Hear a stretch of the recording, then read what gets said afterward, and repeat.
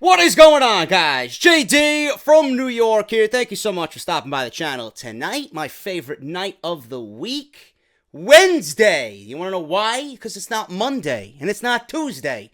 We actually get good wrestling that makes you proud to be a wrestling fan on Wednesdays, man. It's NXT, November 1st, 2017. Thank you guys so much for everything, man. We had a nice live stream on Twitch.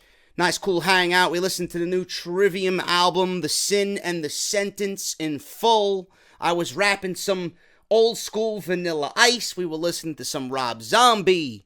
If you guys aren't following me on Twitch, I tend to go live every Wednesday for NXT, and I will be on Twitch a lot more often starting on Friday because we got Call of Duty World War II coming out for the PlayStation 4, so I will be on Twitch streaming some good old-fashioned boots on the ground Call of Duty. Tonight it's NXT, man. We're going to go over the major announcement that was officially made. Finally, the announcement from William Regal about NXT TAKEOVER War Games, and the match has been announced. And just by the announcement of the match, man, I don't really get chills when I watch professional wrestling anymore.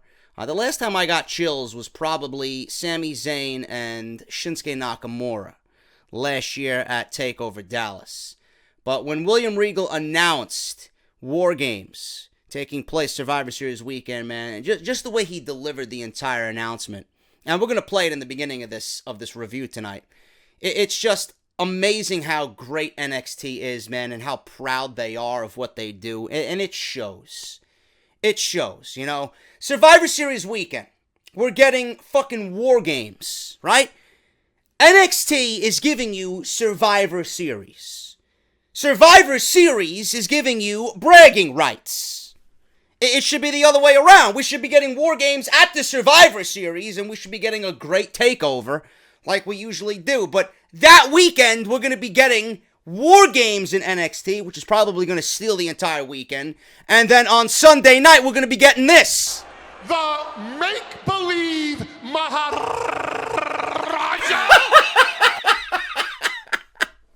I love it, man. I fucking love it, man. I got this new Elgato Stream Deck, and I have anything I can add to this, man. I can add whatever soundbite I want. The make-believe Maharaja. That's the first soundbite I made, man. We're getting War Games Survivor Series weekend, and then WWE Raw and SmackDown's giving us that fucking garbage. Jesus Christ, man. I love it. I absolutely love it.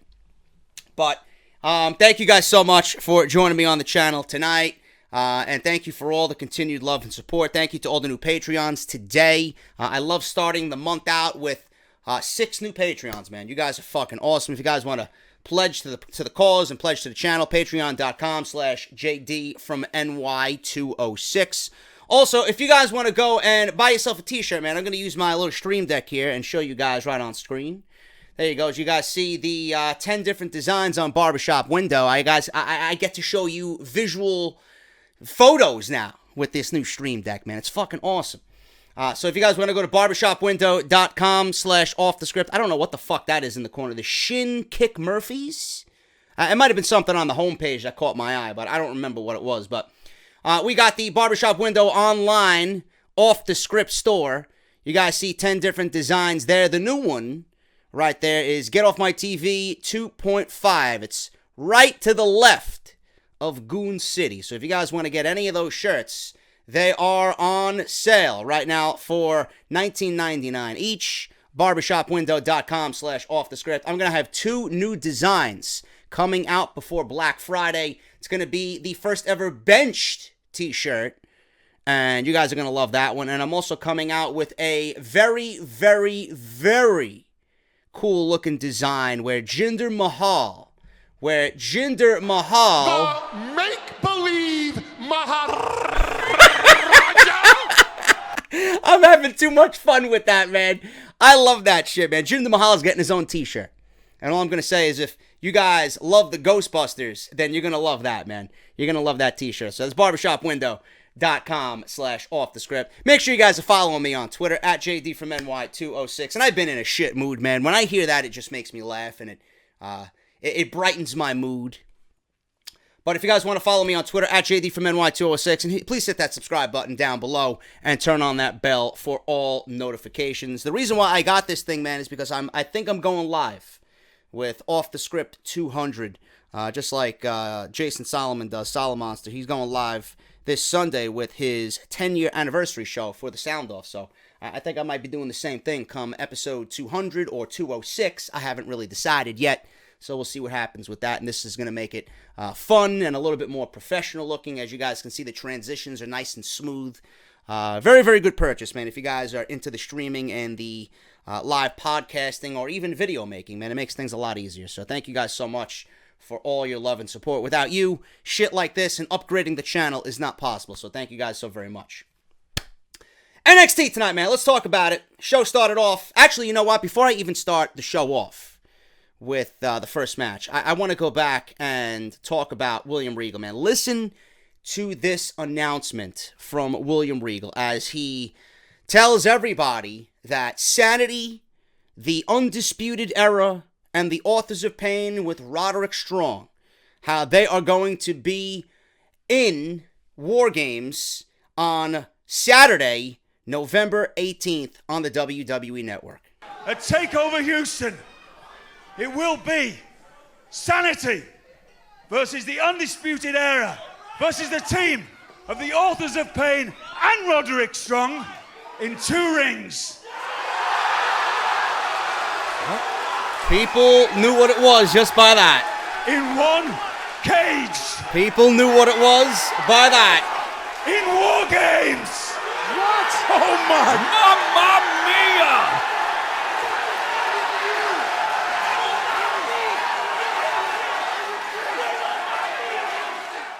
Unbelievable, dude.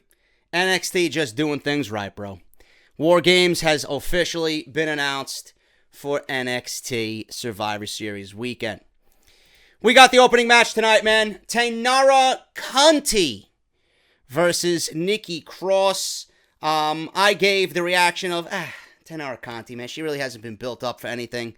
This is definitely going to be a squash, and that's exactly what it was, man. Nikki Cross had absolutely no difficult task here whatsoever. Mauro Ranallo kept pronouncing Conti's name Conchi.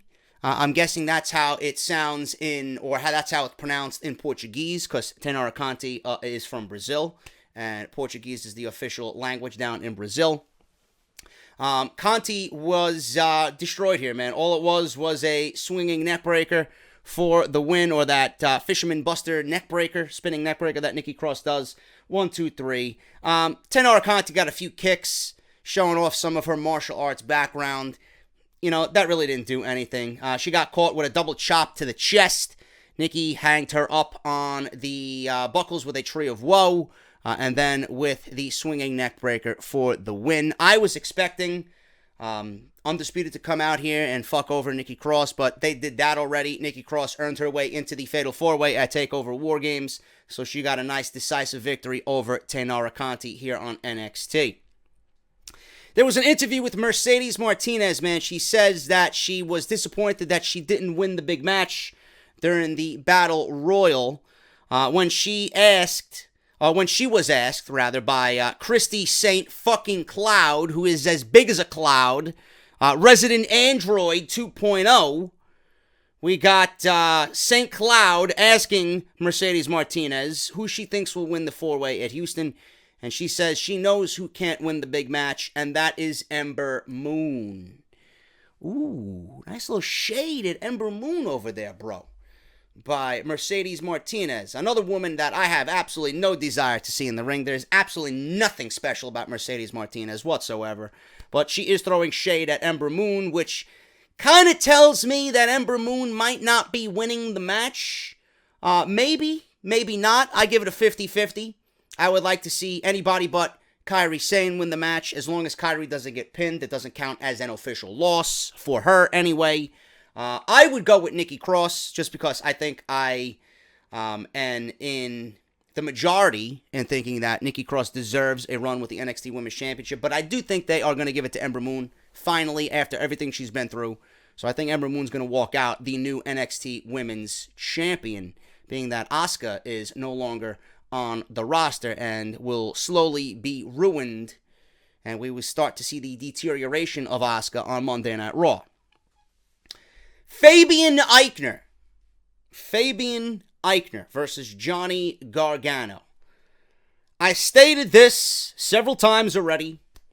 I stated this on Off the Script. I stated this whenever we talk about guys like Gargano and guys like Fabian Aichner, okay?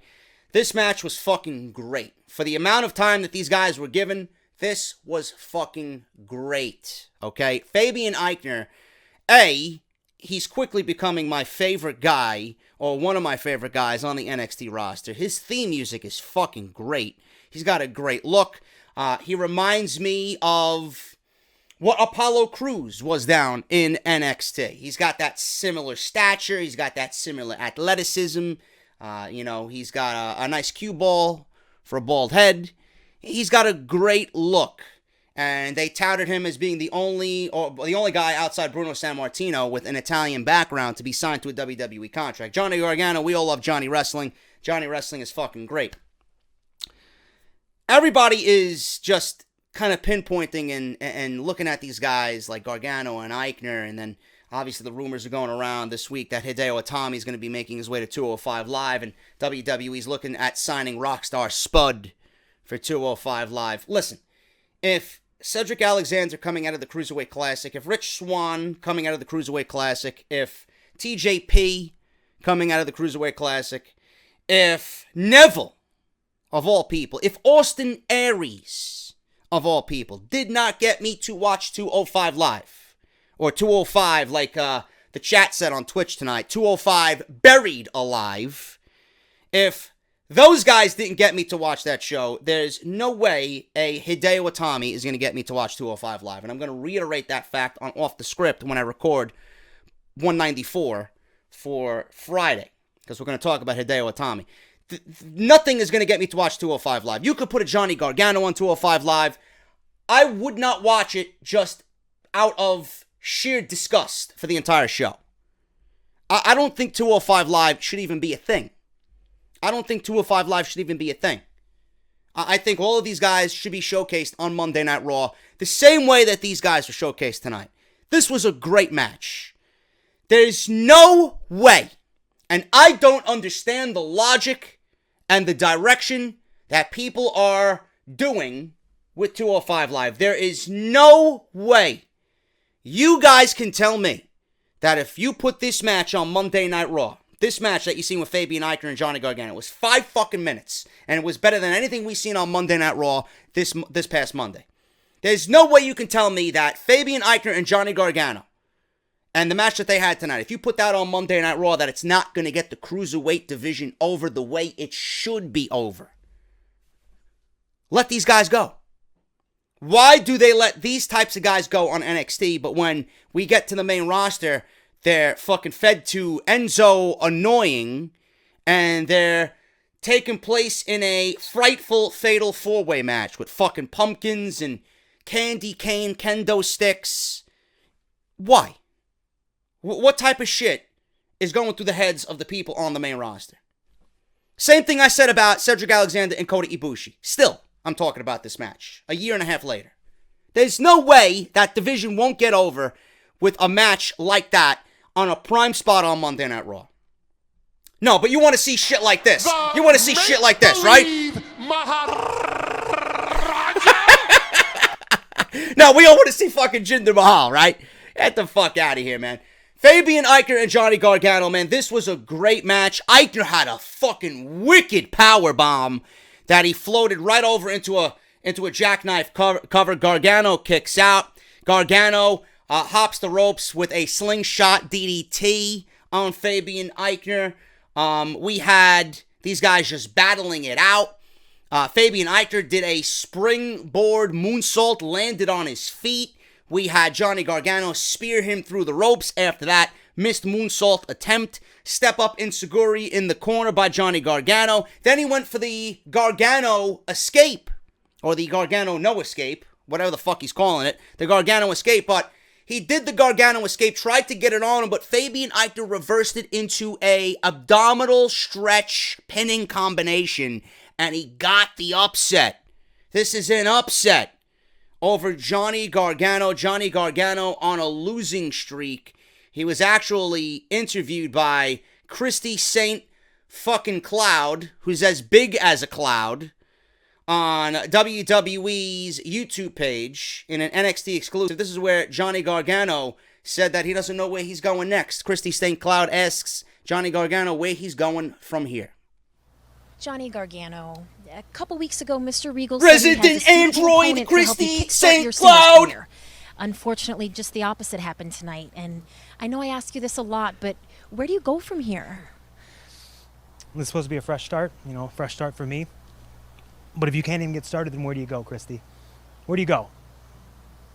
Her facial expressions are fucking god-awful, dude. I don't know what happens God, I now. want to slap the fucking lipstick off her lips. Do I even belong here anymore? In here? In here? I know I Yeah, hey, Hideo Itami's going to be asking himself that question when he gets demoted to 205 Live. For what? What are they believing in? I don't know. I don't know what to do now. I don't know. He just don't know anymore. He just doesn't know anymore. Johnny Gargano, visibly upset, doesn't know where he's going, man. I like this storyline, man. Johnny can't get on the right track, and I reported last week on NXT Review that Johnny Gargano will be at TakeOver at War Games, and he's going to be in the ring with Shawn Michaels, and Shawn Michaels is going to try and help him get back on track. I'd love to see those two go one-on-one, but we're going to have Shawn Michaels teach Johnny Gargano how to get back on track and back on the winning ways. Maybe this is the storyline until Tommaso Ciampa comes back and Johnny Gargano gets that big win. That would be a nice, momentum builder for Johnny Gargano to get a win over Tommaso Ciampa when he comes back. But I'm enjoying this storyline, man. Johnny Gargano is so good. A loss here and a loss there, a few losses here in a row. Ain't going to do anything for Johnny Gargano, man. Everybody loves Johnny Wrestling. So I'm enjoying this storyline, and I'm very excited to see where he goes from here because, to me, Johnny Gargano's got an amazing upside, and he's one of my favorites on NXT. Drew McIntyre was in William Regal's office. He gave did Regal, the contract for the contract signing, which was coming up.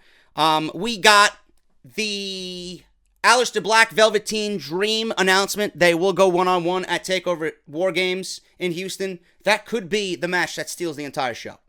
I'm very much looking forward to what those guys got over at TakeOver War Games. Street Profits, they were walking around the Performance Center outside at Full Sail University, and they seen a white Maserati parked outside the PC.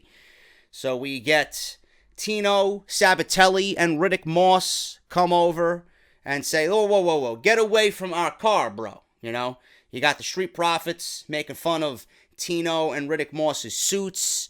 I think Montez Ford mentioned that Tino had a button missing, and Tino was like, it's custom, bro. It's custom, bro. Don't worry about it. So it was a battle of the suits against the fake gold chains, and the Street Profits back off, talking trash about Tino Sabatelli and Riddick Moss. I like the team of Tino and Riddick Moss, man. I think they got a great look. They just need a name. And it's about time the Street Profits get some credible opponents instead of these fucking bums that they just find floating around at Walgreens somewhere, or Stu Leonard's. What's the fucking supermarket down in Florida, man? I forgot the name of it. I forgot the name of it, man. It's not Acme, is it? I forgot the fucking name of it, man. It's not coming to me right now, but you guys know what I mean. Street Profits need some competition, and I think Tino and Riddick Moss are going to be a nice challenge for the Street Profits, because we really haven't seen much from the Street Profits except for their charisma. I want to see what more they can do in the ring. NXT Champion Drew McIntyre starts to make his way down to the ring for the contract signing for the NXT Championship match at TakeOver. Before he even gets down the ramp, we have Andrade Cien Almas attacking Drew McIntyre viciously Zelina Vega just yelling at Almas to just attack, attack, attack. He starts kicking Drew McIntyre while he's down. He picks up the belt and throws the belt down on McIntyre. He then takes the contract. He signs the contract, does Almas. Zelina Vega was chewing gum. So he asks Zelina Vega to give him her gum. And he puts the gum on the back of the contract. And then he sticks the gum and the contract to Drew McIntyre's chest. If that doesn't say disrespect, I don't know what does, man. It's going to be a great match. So Almas and McIntyre official for TakeOver War Games. Peyton Royce and Billie Kay, they were talking about the Fatal 4-Way for the Women's Championship at War Games. Billie Kay was saying that, I don't believe I'm not in this match. Peyton Royce was like, I don't believe you're not in the match with me, yada, yada, yada. Kairi Sane comes into screen. She starts spinning her pirate wheel. She looks at Billie Kay and points her elbow at Billie Kay, and they're wondering why she is showing you, or showing them her elbow. It's because she wants to drive the elbow right into Peyton Royce's chest and win the NXT Women's Championship. Fun fact I did not know of, Peyton Royce is engaged to Tye Dillinger. I did not know that. I found that out today via the Twitch stream tonight. It looks like Tye Dillinger, no matter how he's being pushed on SmackDown Live, no matter that now he is embarrassing himself with the fucking Fashion Files, he still remains a perfect 10 because he's engaged to Peyton Royce. So not only is he a perfect 10, but his taste in women is also a perfect 10 as well. Sanity, Eric Young and Alexander Wolf. I would like to see in the future, I'd like to see the Freebird rule moving forward with Sanity. I'd like to see Wolf and Dane, or Young and Dane, something along those lines. Like we do with the New Day. In fact, that's what we seen when they won the Tag Team Championship, so I don't know why we haven't seen that since. They were going against the Authors of Pain. This is the Authors of Pain rematch for the NXT Tag Team Championships. This match was very, very good. It wasn't better than their last match, but the entire thing about this match was that, of course, the Undisputed Era interfered here, and AOP was about to hit the Super Collider, which they did. They hit the last chapter, which they did. They were about to win the NXT Tag Team Championships. The Undisputed Era, Adam Cole, baby, and Bobby Fish, Kyle O'Reilly come in and break the pin up before the 3 count. This was ruled a no contest. As they brawl, Killian Dane comes down to try and help Sanity. He got beat up. Roderick Strong makes his way to the ring, and Adam Cole yelling at Roderick Strong, do the right thing. Do the right thing, Roddy. So Roderick Strong, dressed in a dress shirt and jeans, he pulls out the armband that Adam Cole gave him. He still held on to it. He puts the armband on and he teases joining Undisputed. Then he starts to attack the Undisputed. He takes the armband off. Undisputed retreats into the crowd. He throws the armband into the crowd. It lands right at the feet of Adam Cole. This is when we got the announcement for William Regal, who is just sick of all this nonsense. War Games, 2 rings, 1 steel cage. The chaos will be contained at War Games Survivor Series weekend. And that's when I think we will see Roddy turn on everybody else and align himself with the Undisputed at War Games in Houston. A very, very good NXT show tonight. They have been good, and the build for TakeOver has been fantastic. And I can't wait to see what we got for the remaining 2 weeks on NXT. As long as it doesn't include the make-believe Maharaja. Oh, man, I love it. I love it. The guy's a failure. The guy is a failure, and Paul Heyman just buried him, and I absolutely love it, man. That's your NXT review, man. If you enjoyed the video, hit that thumbs up. I will be working on an off-the-script extra tomorrow, just to address the rumors of Gallows and Anderson and Finn Balor leaving the WWE. Apparently Triple H is a part of the Shield now, so we're going to go over all that stuff. And Emma is going to be the top story on Friday's Off the Script. The real reason revealed why Emma was released from her WWE contract. All that coming up this week, so thank you guys so very much. And I will let you guys know what's going on with Call of Duty. I should be live streaming on YouTube tomorrow night with the midnight release of World War II. If you enjoyed the video, hit that thumbs up. Follow me on Twitter, at JD from NY206. If you guys want to make your way over to the Twitch stream, follow me on there as well. If you guys want to support via Patreon, patreon.com/JD from NY206. And make sure you guys pick up one of these beautiful looking t-shirts on barbershopwindow.com/offthescript. $19.99, 10 different designs with 2 more coming for the holiday season, man. So thank you guys so very much. I'm going to get out of here. Thank you so much for watching NXT Review tonight, and I'll see you guys tomorrow for more Off the Script Extra and Call of Duty World War II. I'll talk to you later.